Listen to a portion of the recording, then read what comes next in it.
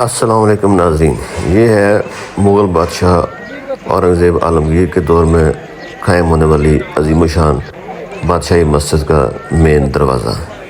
آج ہم آپ کو اس مسجد کی سیر کروائیں گے۔ اس بادشاہی مسجد کے مین گیٹ کے بائیں جانب حضرت علامہ اقبال کا مزار ہے۔ اس مزار کے پیچھے فوٹ کی طرف کھلنے والا روشنائی دروازہ ہے، جبکہ بالکل سامنے حضوری باغ کے اس پار عالمگیری دروازہ ہے، جو شاہی قلعے کا سب سے بڑا دروازہ ہے۔ بادشاہی مسجد کے مین دروازے کے دائیں جانب راجہ رنجیت سنگھ کی سمادھی اور سکھوں کا گردوارہ بھی موجود ہے۔ یہ بادشاہی مسجد 1671 سے لے کر 1673 عیسوی میں اورنگزیب عالمگیر کے سوتیلے بھائی مظفر سین کے زیر نگرانی تعمیر ہوئی۔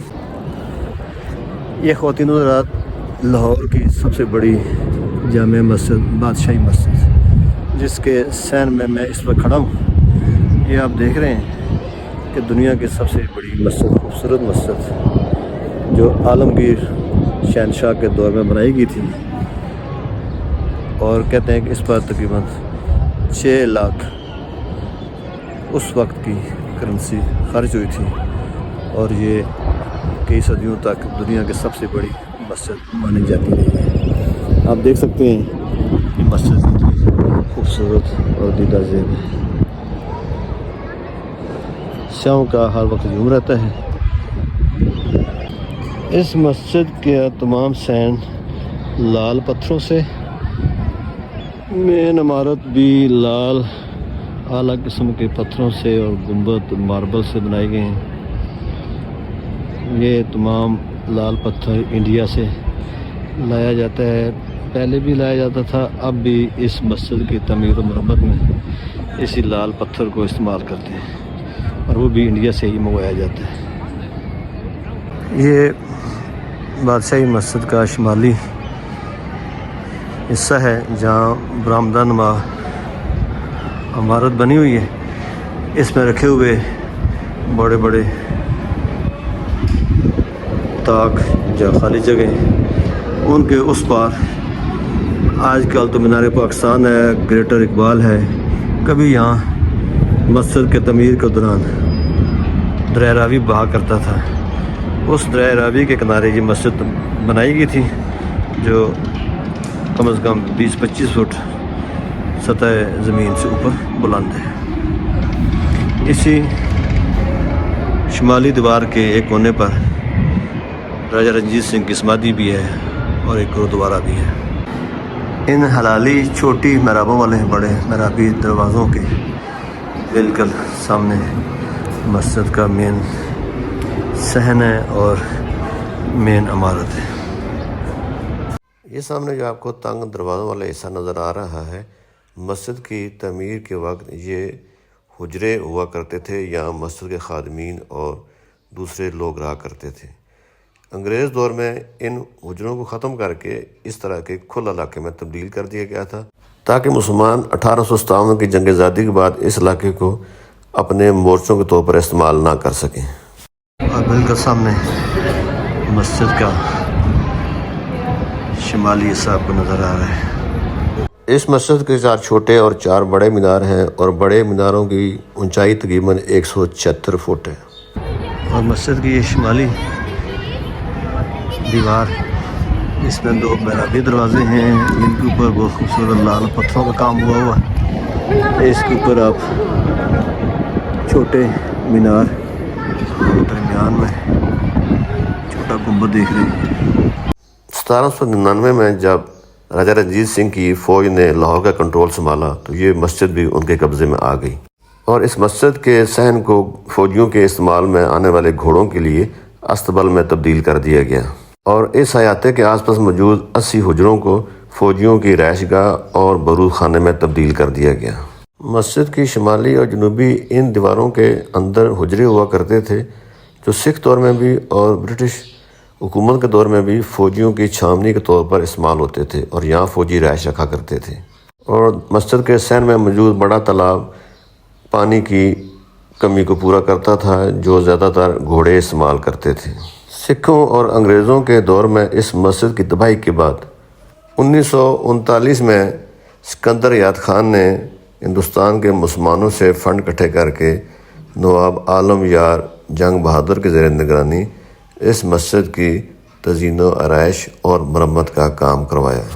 مسجد کی اس تعمیر و مرمت کا کام تقریباً 1960 تک رہا اور تقریباً کل 5 ملین روپے اس پر لاگت آئی، اور 22 فروری 1974 کو دوسری اسلامک سمٹ کانفرنس میں شریک اسلامی دنیا کے تمام مسلم سربراہوں نے جمعے کی نماز ادا کی، جو سب سے بڑا اجتماع تھا اس مسجد کے اندر۔ مسجد کے سین کے چاروں طرف برآمدیں ہیں، حجرے ہیں، اور یہ آپ دیکھ رہے ہیں کہ ایک کونے پر جو بہت بڑا مینار ہے، اس مینار کے بالکل سامنے شاہی قلعے کا عالمگیری دروازہ ہے۔ 1841 میں شیر سنگھ کی حکومت میں جب انگریز اور سکھوں کے درمیان جنگ ہوئی تو اس مسجد کی میناروں پر چھوٹی مشین گنیں یعنی زنبورہ کو لگا کر انگریزوں پر حملے کیے جاتے تھے۔ مسجد کے مرکز میں موجود یہ ایک محرابی دروازہ ہے جس سے آپ گزر کر مسجد کے ممبر اور محراب تک جاتے ہیں۔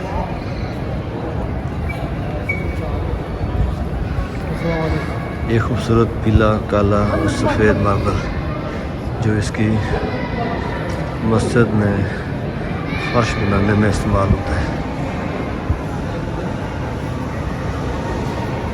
یہ مسجد کا محراب ہے، ممبر ہے، اور اس کا وہ ایک دسی اور مین گنبد کا اندرونی حصہ۔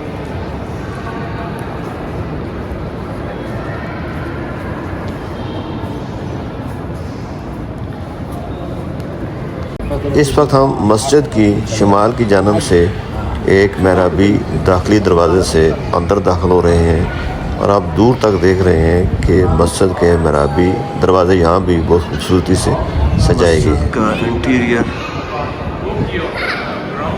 بیرونی حصے کی طرح بہت خوبصورت نقش و نگار، فریسکو کام اور ڈیزائن بنائے گئے ہیں۔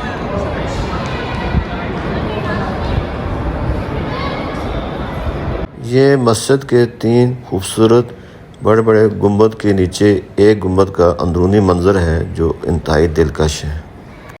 اس مسجد کی تعمیر میں ایک سب سے دلچسپ بات یہ بھی ہے کہ بہت بڑے بڑے ستونوں پر یہ کھڑی ہے، اور اس کے اگر ایک کونے پر اونچی آواز نکالی جائے تو تمام مسجد میں یہ آواز گونج پیدا کرتی ہے، اور آخری کونے تک کھڑے ہوئے شخص تک مسجد کی اندر کی آواز بھی جاتی ہے۔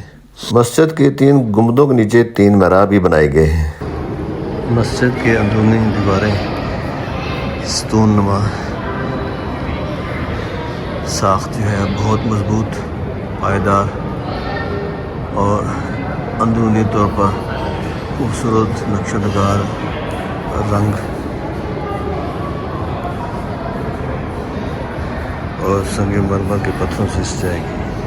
مسجد کا فرش بھی بہت خوبصورت ماربل کے سفید اور کالے پتھروں سے بنایا گیا ہے اور بہت خوبصورت لک دے رہا ہے۔ یہ شمالی دروازے سے آپ شمال کی جانب واقع مسجد کا مینار دیکھ رہے ہیں۔ مسجد کا یہ اندرونی منظر بھی بہت دلکش ہے۔ مسجد کی بہت خوبصورت اور موٹی موٹی دیواریں اور ان کے اوپر بہت خوبصورت کام۔ یہ ناظرین، اس مسجد کی تاریخ بھی بہت عجیب تاریخ ہے۔ تقریباً 1.5 صدی تک 1800 سے لے کر 1940 تک اس مسجد پر بہت مظالم ہوئے، سکھوں کے دور میں بھی اور انگریز سرکار کے دور میں بھی۔ عالمگیر شہنشاہ کے دور میں تعمیر کی گئی تھی، اس وقت سے لے کر تقریباً 1990 تک یہ دنیا کی سب سے بڑی مسجد ہی مانی جاتی تھی۔ یہ مسجد 4 بہت بڑے کونوں پر مینارات علاوہ مین عمارت پر مشتمل ہے۔ مسجد کے بہت خوبصورت 3 بڑے بڑے گنبد ہیں جو ماربل سے بنائے گئے ہیں۔ مسجد کے اس انٹرنس گیٹ کے دائیں طرف واقع علاقے میں تبرکات مقدسہ رکھے گئے ہیں.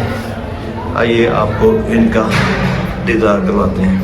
اس حصے میں نبی کریم صلی اللہ علیہ وآلہ وسلم کی ذات سے منسوب کچھ تبرکات موجود ہیں جن کا دیدار کر کے آپ فیض حاصل کر سکتے ہیں. 1979 میں صدر پاکستان ضیاء الحق کی طرف سے ایک قرآن کا نسخہ جو 30 پاروں پر مشتمل ہے اور سونے اور چاندی کے تاروں سے لکھا گیا ہے، اس مسجد کا ایک حصہ ہے جو اس مسجد کی خوبصورتی کو اور بڑھاتا ہے. انتہائی خوبصورت اور شاندار مسجد جو 1985 تک دنیا کی سب سے بڑی مسجد تھی. اس کا جہو جلال اور خوبصورتی دنیا میں اب بھی منفرد مانی جاتی ہے. جی خواتین و حضرات، امید ہے آپ کو میری یہ ویڈیو ضرور پسند آئے گی. براہ کرم لائک اور شیئر کر دیں اور میرے چینل کو سبسکرائب کر دیں.